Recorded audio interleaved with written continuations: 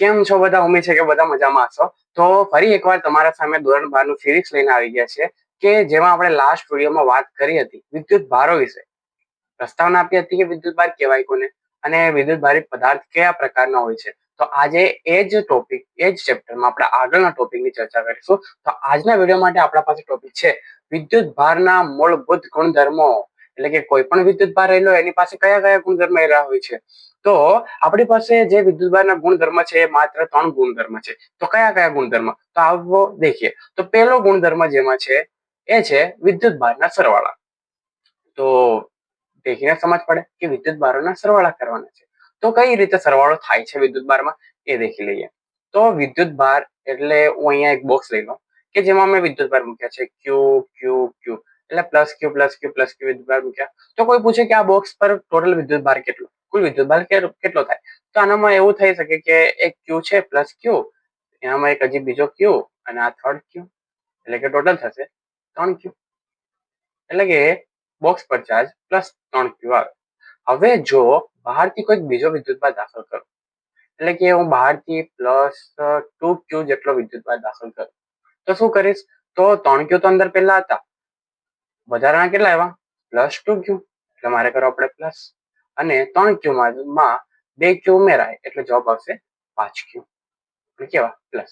એટલે કે બોક્સ પર વિદ્યુતભાર બીજો કેટલો આવ્યો? તો +2 ના લીધે પહેલા 3 હતો અને +2 આવ્યો એટલે કે ટોટલ વિદ્યુતભાર થઈ ગયો 5 ક્યુ.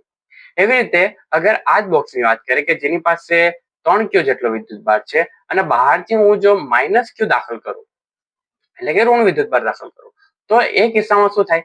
તો બહાર તો પહેલા +3 ક્યુ હતો, મેં ઉમેર્યો અંદર કેટલો? માઇનસ ક્યુ જેટલો. એટલે આનો જવાબ શું આવે? તો પહેલા અહીંયા મેથ્સ ની રીતે સોલ્વ કરીએ તો પ્લસ માઇનસ થઈ જાય માઇનસ, એટલે +3 ક્યુ માઇનસ ક્યુ કરવા પડે, એટલે કે અહીંયા થશે +2 ક્યુ, એટલે કે બોક્સનો ટોટલ વિદ્યુતભાર +2 ક્યુ જેટલો થાય. તો આ તો મેથ્સ ની રીતે આપણે સોલ્વ કર્યું. હવે એને ફિઝિક્સ ની રીતે સમજીએ. તો આપણી પાસે બોક્સમાં પહેલા 3 વિદ્યુતભાર હતા અને આપણને ખબર છે કે પ્લસ અને માઇનસ એકબીજાની અસરને નાબૂદ કરીને તટસ્થ બની જાય. એટલે કે બહારથી મેં કેટલો માઇનસ આપ્યો? 1 માઇનસ ક્યુ. એટલે કે 3 હતા અંદર પ્લસ વાળા, એક માઇનસ આવ્યો તો એક માઇનસ અને એક પ્લસ એકબીજાની અસરને નાબૂદ કરી દેશે, એટલે અંદર બચે કેટલા? +2 ક્યુ. એટલે આ પ્રમાણે જે વિદ્યુતભારો છે એના સરવાળા આપણે કરી શકીએ છીએ. તો વિદ્યુતભારના સરવાળા કરવા કઈ રીતે? તો યાદ રાખવાનું કે આ જે આપણે મેથડ કરી કે માઇનસ લીધો તો આપણે એનો માઇનસ મૂક્યો, એટલે કે આ જે રીત છે એને કહીશું આપણે બેઝિક સરવાળો. એટલે કે વિદ્યુતભારના સરવાળા કઈ રીતે થાય? તો બેઝિક સરવાળો થાય છે. હવે આ હતો પહેલો મૂળભૂત ગુણધર્મ. હવે બીજા મૂળભૂત ગુણધર્મની વાત કરીએ તો બીજો મૂળભૂત ગુણધર્મ છે આપણી પાસે વિદ્યુતભારોનું સંરક્ષણ. એટલે કે વિદ્યુતભારનું સંરક્ષણ થાય છે. હવે સંરક્ષણ શબ્દ શું કહેવાય? તો સંરક્ષણ શબ્દ એટલે કે સચવાઈ રહેવું. તો આનામાં શું થાય? તો આપણે કોઈ પણ પ્રક્રિયા કરીએ, કોઈ પણ પ્રક્રિયા એટલે કે આપણે આગલા ચેપ્ટરમાં ભણી ગયા કે જ્યારે કાપડ સાથે અથવા તો બાલ સાથે ફૂટપટ્ટીને ઘસવાતા તો શું થતું હતું? એટલે કે અહીંયા આપણે ધારો કે કપડા સાથે કોઈક સળિયો આપણે ઘસ્યો, એટલે કે આ કોઈક તંત્ર છે, એના અંદર પ્રક્રિયા થઈ રહી છે. ઓકે, તો આ તંત્રમાં ધારો કે અહીંયા આની પાસે 5 ક્યુ જેટલો વિદ્યુતભાર હતો. હવે ઘસવાના લીધે શું થયું? આ કાપડમાંથી વિદ્યુતભાર સળિયામાં ટ્રાન્સફર થાય, એટલે કે પહેલા હતો 5 ક્યુ, હવે એની જગ્યા પર કેટલો થઈ જશે? તો ધારો કે અહીંયાથી એક વિદ્યુતભારનું ટ્રાન્સફર થયું, એટલે 4 ક્યુ ની 5 ક્યુ ની જગ્યાએ 4 ક્યુ થઈ ગયો, અને 1 ક્યુ ક્યાં ગયો? તો અહીંયા ગયો.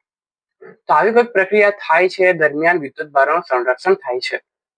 તો સંરક્ષણ નિયમ કહેવા શું માંગે? તો પહેલી વસ્તુ કે કોઈ પણ પ્રક્રિયા દરમિયાન જે છે વિદ્યુતભારનું સર્જન કે વિનાશ થતો નથી. સર્જન કે વિનાશ થતો નથી. જે અહીંયા આપણે દેખ્યું, એટલે કે ના તો કોઈ નવો વિદ્યુતભારનું સર્જન થશે, ના તો કોઈ વિદ્યુતભારનો વિનાશ થશે. એટલે કે કોઈ વધારાનો એડ પણ નથી થવાનો અને કોઈ નાશ પણ નથી થવાનો.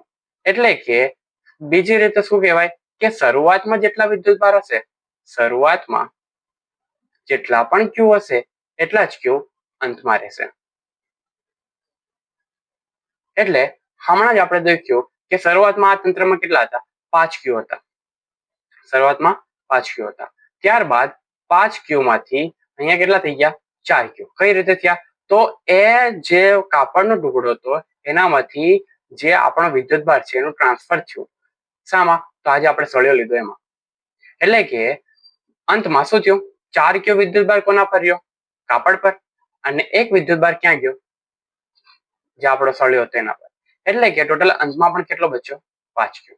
એટલે કે આ પ્રમાણે જેટલો પણ વિદ્યુતભાર પ્રારંભમાં હશે એટલો વિદ્યુતભાર અંતમાં મળશે. પ્રક્રિયા દરમિયાન ના તો કોઈ વિદ્યુતભારનો વિનાશ થશે, ના તો કોઈ વિદ્યુતભારનું સર્જન થશે. એટલે વિદ્યુતભારનું એક પદાર્થમાંથી બીજા પદાર્થમાં સ્થાનાંતર થાય છે. ઓકે, હા, તો આપણો બીજો નિયમ. હવે વાત કરીએ કે જે મૂળભૂત ગુણધર્મ છે એનામાં ત્રીજો જે ગુણધર્મ કયો છે?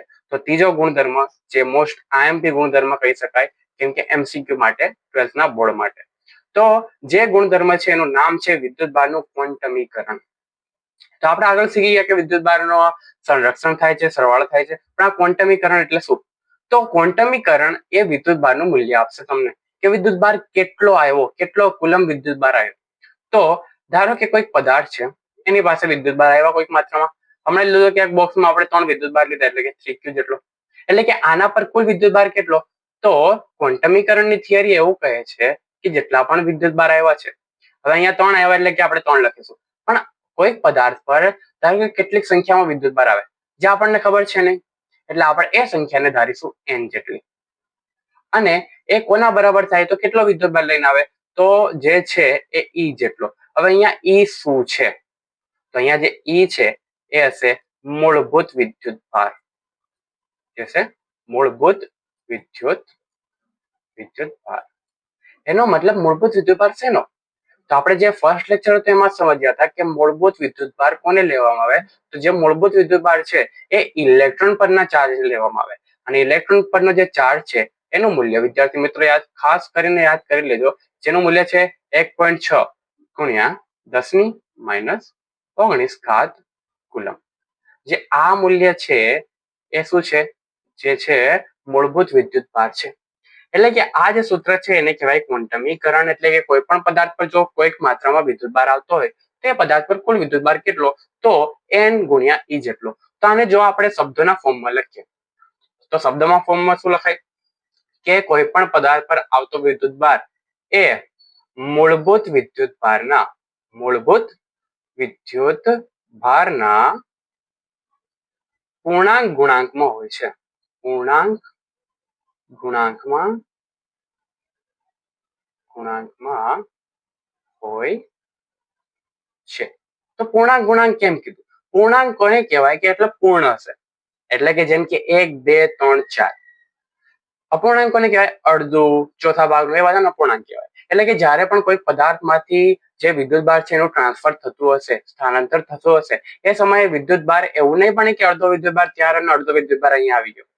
વિદ્યુતભાર પોતે આખો નાખો હશે, જેમાં એ અડધો વિદ્યુતભાર ત્યાં રહી ગયો, અડધો વિદ્યુતભાર અહીંયા આવ્યો, એવું થતું નથી. એટલે આપણે અહીંયા લખીએ છીએ કે જે પૂર્ણાંક ગુણાંકમાં હોય છે. એટલે કે આપણે n જે સંખ્યા છે એ n ની કિંમત આપણે લેશું, જે n ની સંખ્યા જે લેશું 1, 2, 3 જેટલા પણ નંબર છે ત્યાં સુધી. એટલે કે આપણે અપૂર્ણાંકમાં લેશું નહીં, એને પૂર્ણાંક સંખ્યામાં લેશું. તો આ તો વિદ્યુતભાર ક્વોન્ટમીકરણ, જેનું સમીકરણ જે છે એ most IMP for MCQ. Okay, તો આ હતા આપણા આજના વિદ્યુતભારના મૂળભૂત ગુણધર્મો, કે જેમાં આપણે શીખી ગયા કે મૂળભૂત આપણી પાસે 3 ગુણધર્મ રહેલા છે, જેનો આપણે ફરી એકવાર રિવિઝન કરી લઈએ. તો પહેલો જે ગુણધર્મ છે કે વિદ્યુતભારના સરવાળા થઈ શકે છે. તો વિદ્યુતભારના સરવાળા આપણે બેઝિક સરવાળા કરીશું, એટલે કે ચિહ્નો સાથે લઈશું. બીજો જે નિયમ છે એ એવું કહે છે કે વિદ્યુતભારનું સંરક્ષણ થાય છે. એટલે કે કોઈ પણ પ્રક્રિયા દરમિયાન વિદ્યુતભાર ના તો સર્જન થશે ના તો વિનાશ થશે, પણ શરૂઆતમાં જેટલો વિદ્યુતભાર હશે એટલો જ અંતમાં રહેશે. ઓકે, એટલે કે પૂરા તંત્રમાં જેટલો શરૂઆતમાં હશે એટલો અંતમાં રહેશે, કોઈ સર્જન થવાનું નથી, વિનાશ થવાનો નથી. અને વિદ્યુતભાર એક પદાર્થમાંથી બીજા પદાર્થમાં સ્થાનાંતર થાય છે. વિદ્યુતભારનું સ્થાનાંતર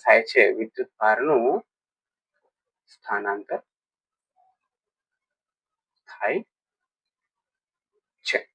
ઓકે, આ તો આપણો બીજો મૂળભૂત ગુણધર્મ. અને ત્રીજો અને મોસ્ટ આઈએમપી કહેવામાં આવે એ છે વિદ્યુતભારનું ક્વોન્ટમીકરણ, કે જે શું કહે છે કે કોઈ પણ પદાર્થ પર આવતો વિદ્યુતભારનો જથ્થો કેટલો હશે, તો એ હશે મૂળભૂત વિદ્યુતભારના પૂર્ણાંક ગુણાંકમાં હોય છે. અને મૂળભૂત વિદ્યુતભાર તરીકે શું લેવામાં આવે છે? ઇલેક્ટ્રોન પરનો વિદ્યુતભાર. ઇલેક્ટ્રોન પરના વિદ્યુતભારને મૂળભૂત વિદ્યુતભાર તરીકે લેવામાં આવે છે, જેનું મૂલ્ય છે 1.6 ગુણ્યા 10⁻⁹ કુલમ. અને n જે છે આપણે સંખ્યા લઈશું. હવે આનામાં પણ એક હજી વસ્તુ જે સોલ્યુશન માટે યાદ રાખવાની, કે જ્યારે પણ ધન વિદ્યુતભાર આવે એટલે કે પ્રોટોન આવે, એટલે કે પ્રોટોન જેવા વિદ્યુતભાર એટલે કે ધન માટે કોઈ વસ્તુમાં ધન વિદ્યુતભાર થતી હોય, આપણે ભણી ગયા કે ધન વિદ્યુતભાર ક્યારે બને. ધન વિદ્યુતભાર માટે E નું મૂલ્ય લેશું +1.6 ગુણ્યા 10⁻⁹ કુલમ.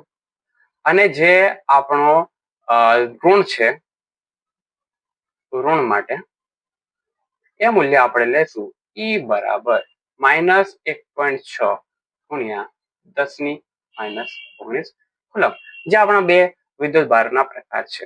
ઓકે, તો આ તો આપણો આજનો ટોપિક. અને આ તમે પીડીએફ સરળતાથી અમારા ડિસ્ક્રિપ્શનમાં આપેલા લિંક વડે ડાઉનલોડ કરી શકો છો. અને આપણે જે નેક્સ્ટ વિડીયોમાં આપણે વાત કરીશું એના વિશે દેખી લઈએ, એ ટોપિક વિશે. તો આપણે નેક્સ્ટ વિડીયોમાં કવર કરીશું ઘણા બધા વિદ્યુતભારો વચ્ચે કયો બળ લાગે છે એ પ્રમાણે. અને બીજો જે ટોપિક છે એ છે આપણો કુલમનો નિયમ, એટલે વિદ્યુતભાર વચ્ચે કેટલું બળ લાગે એ આપણને કુલમના નિયમ પરથી સમજણ પડશે. આવા જ કોન્સેપ્ટ ક્લિયરિંગ વિડીયો માટે એક લાઈક તો કરી દેજો અને કોમેન્ટમાં જાણ કરશો કે વિડીયો તમને કેવો લાગ્યો. ઓકે, મળીએ નેક્સ્ટ વિડીયોમાં.